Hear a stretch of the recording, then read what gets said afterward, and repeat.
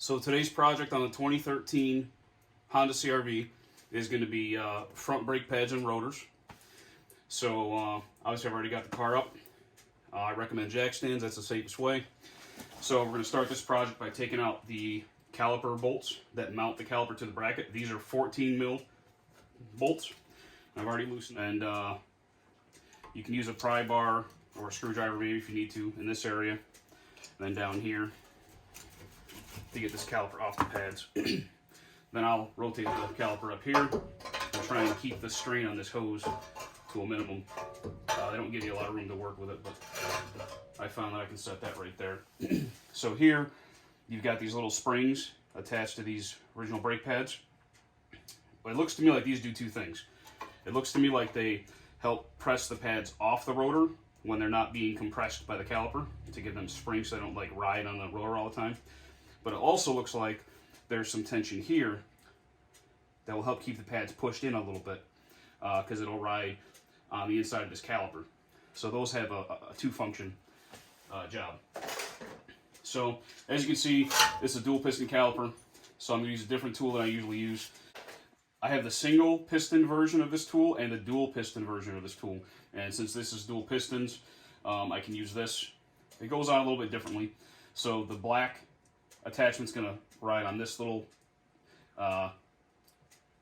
section here, and then this is going to be able to push both pistons in evenly.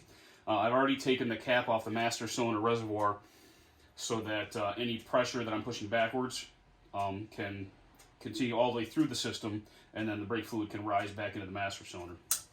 So this tool, this is made by Lisle tools, and I'll share the part number in the titles of the video.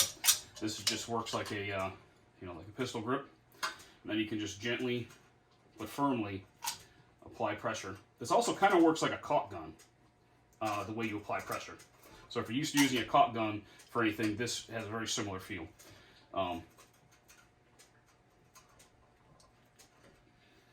Slow, steady pressure. I'm using two hands, but it's going nice and easy. So if you have a hard time, if you're pushing too fast and you don't really feel any motion, give it some time. Apply some pressure and hold it, and what will happen is these will very slowly start to get pressed in, and that's it. So they're flush now with the caliper body, and then it's hit that just like a caulk gun, releases it. I'll put that away.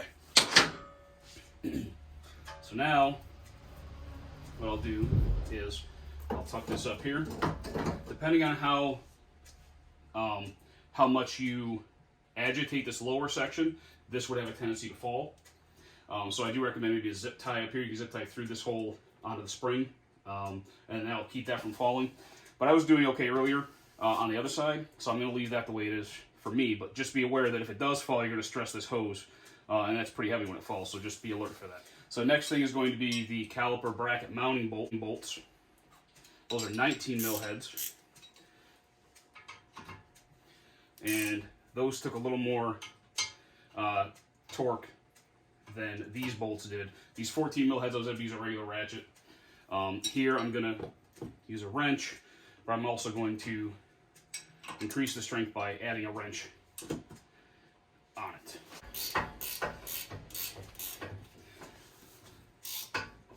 As an alternative, there may be room to fit in an impact gun in here to get those off if that's really giving you a hard time like these were. Or maybe even a longer 1/2-inch ratchet might be good to get those off. I'm not sure why they were quite that tight. That was a pretty significant amount of torque.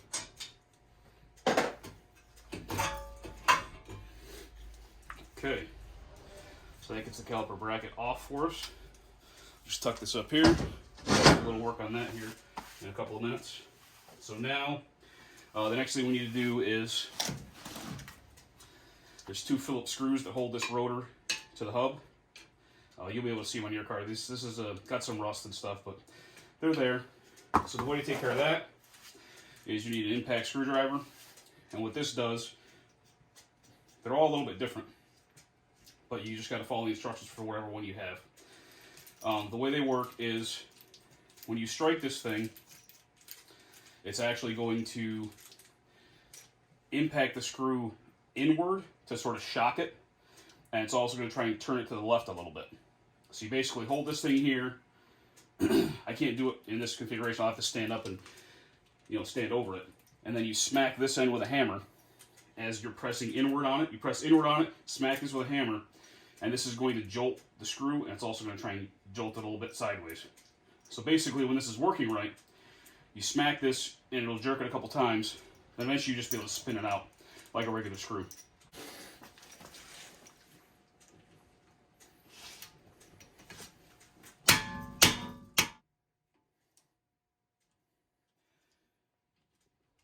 That did it enough, and I can turn it by hand now. So I'll go down to the next one here.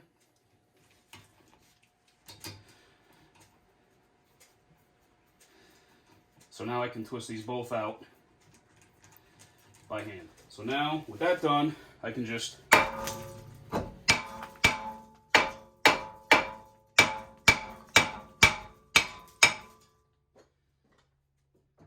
that rotor up a little bit and get it off. So the next thing I'll do is I'll put my goggles on and I'll clean up these lug nuts with a rotary grinder with a wire brush.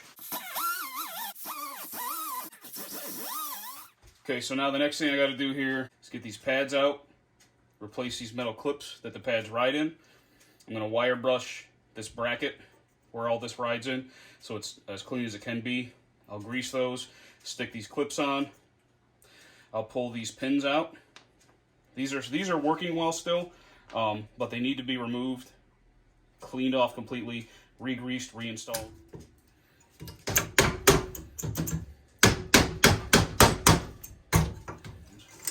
So you can pry these metal tabs out starting on this edge here. Just get a screwdriver or pry bar underneath there. Reach in, they pop right out, no problem. Okay. So now I'll work on these next. Okay. So you can hold this rubber boot in place, twist this pin a little bit, pull it straight back, and the rubber boot should release. If not, you may have to work that rubber boot a little bit, but you can slide it right out. I like doing one of these pins at a time because what happens is one of the pins has a rubber sort of a seal on the end of it and one does not. And I don't never want to mix those up. So in this case, this one has the rubber boot on it, rubber seal on it. So wipe that off. A little bit of brake clean just to degrease it a little bit further. Rub it again. And then there's a little rust on the head of these pins, so I'm going to just wire brush them real quick, just the head.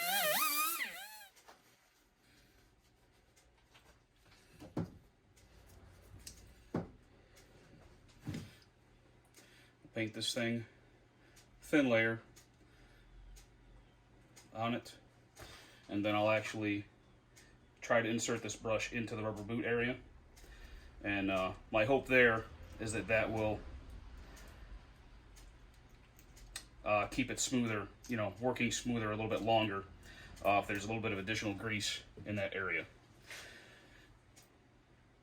And then it's as simple as pushing this back in. What you'll have is you'll have some resistance because it's sealing. See how far out that is? It's perfectly sealed up again because there's so much grease in there. So I'll usually just press harder, and then I'll squeeze this rubber boot to release.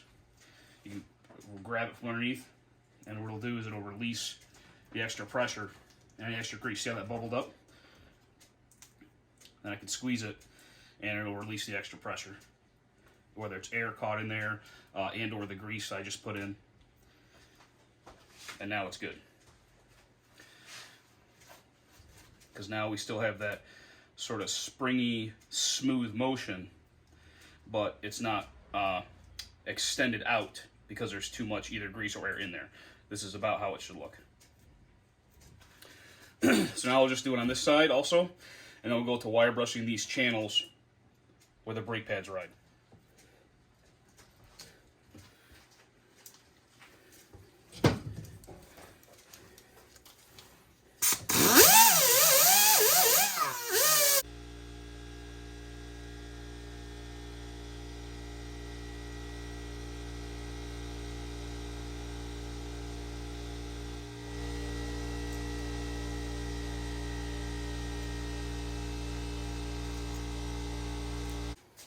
Okay, so we're ready for ready to start reassembly. Start by getting this new rotor on. I got to line up the screw holes for the set screws.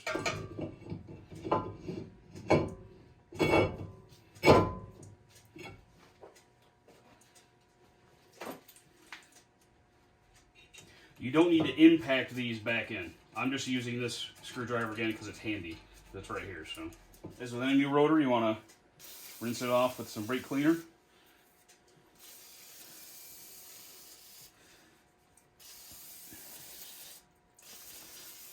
You know, they're preserved in their packaging with a light coating of oil, so you don't want that oil to be on there once you're driving.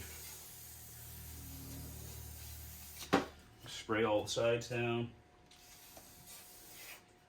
You can do this before the rotor's on the car too. You don't have to do it now. I just do it now because now I know that I've already pulled it out of the package, placed it on, and I really don't need to touch the rotor too much anymore with my hands. That's why I wait till I go back on like that. I like to use a little bit of anti-seize on these bolts when they go back in. Maybe that'll make them easier to pull out next time. We'll see. I'll also run the wire brush on these bolts. Okay.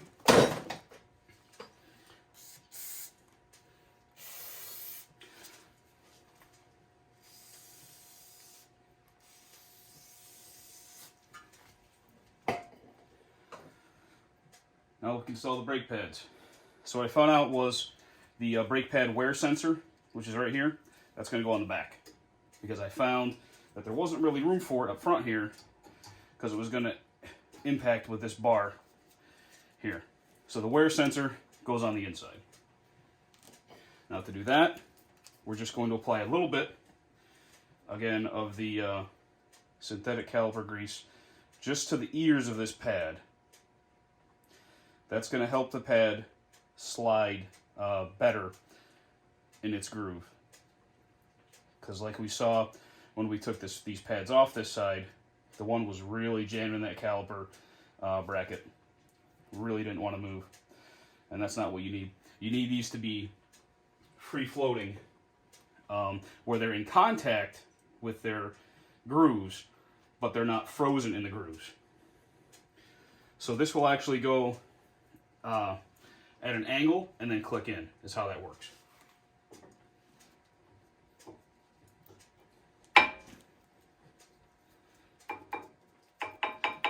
And you can still move them by hand a little bit, which tells me that they're not going to freeze up in those grooves, at least not anytime soon. So the next part that was a little bit tricky was using these springs, like we saw when we took it apart. Because what this is going to happen, what's going to happen now is I'm going to install these springs because there's tiny little holes in the backing plate of these pads. But what these are already going to want to do is they're going to want to pop these pads outward. So what I have to do is I have to put these springs in and then still hold the pads by hand. And I'm going to bring this caliper down around the pads and then take my other hand out. Because if I don't, then these are going to pop out too wide and the caliper won't be able to be wide enough to grab around the edges of them. This is another product I like to use, Disc Brake Quiet. This is by CRC, but there's other stuff out there, I'm sure. So basically what this does is I put it on the backing plates of the pads, and that helps prevent squeaks, brake squeaks. So what this ends up doing is this ends up curing kind of like an RTV to like a silicone, like rubbery silicone type of consistency. And what it's supposed to do is it's supposed to keep these surfaces from vibrating at a high frequency. So these ears go in. Now, as soon as it's in, it's already trying to push those pads apart.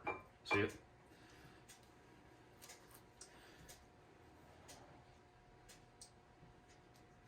Now I put the second one in, it's really going to try and push them apart because then we're going to have twice the force on them, of course. See how much they're stretching them out. So I got to hold that there. With my other hand, I can bring this caliper down and get the caliper around the pads, like so. So now it's locked in. So now we got to push these pins in a little further back here on the top and bottom. Give the caliper a chance to be attached. All right. So now the caliper's back in place again.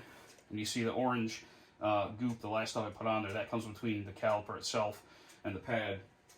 And that's the contact point where it's supposed to prevent squeaking. That's what they tell us. So now caliper mounting bolts, I'll touch these with a little bit of anti-seize, put them back in. And at that point, you're done. Don't forget to, when you put your wheel back on, don't forget to torque the lug nuts properly. The lug nut torque on this vehicle is 80 foot-pounds. So I'm going to use a torque stick first, just to get close. Then when I put the car down off the jack and jack stands, I'll re-torque it with an actual torque wrench and make sure that I'm got the proper torque on it. Because the torque stick is basically just like just gets you in the neighborhood of where you need to be. So it's safe enough to put it on the ground. But a torque stick really is not a precision torque instrument. If anything, the torque stick is more just to make sure you don't over-torque things like lug nuts when you're putting tires back on. Well, thanks for watching, and good luck with the project.